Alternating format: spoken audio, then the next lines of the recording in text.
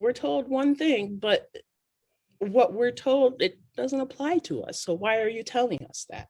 As a Black queer woman, I've never had an American dream.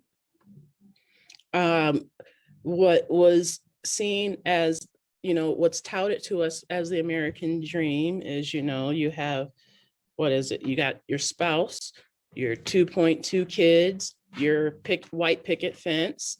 You don't need two incomes. You got someone that's providing. So all of those things that are pushed in media and the world as the American dream, I never saw that for myself.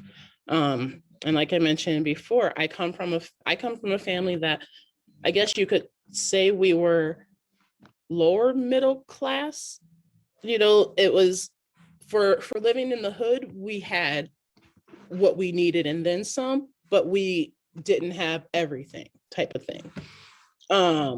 So it was like, yeah, we never were without, but we didn't always get what everyone else got either. And then so with that, I went to college and I was like, okay, you're supposed to finish high school, you're supposed to go to college, you're supposed to get, this career after that. So even though I didn't have an American dream, I had this path that I thought I was supposed to follow.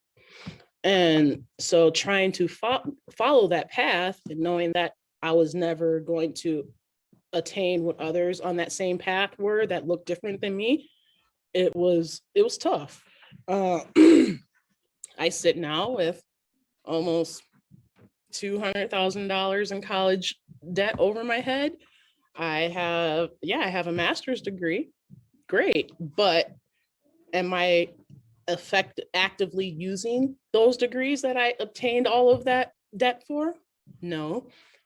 And it's like I struggle every day trying to make sure that I fit what I do somehow into those degrees just so that I feel better about myself, because I don't want to have wasted all of that time.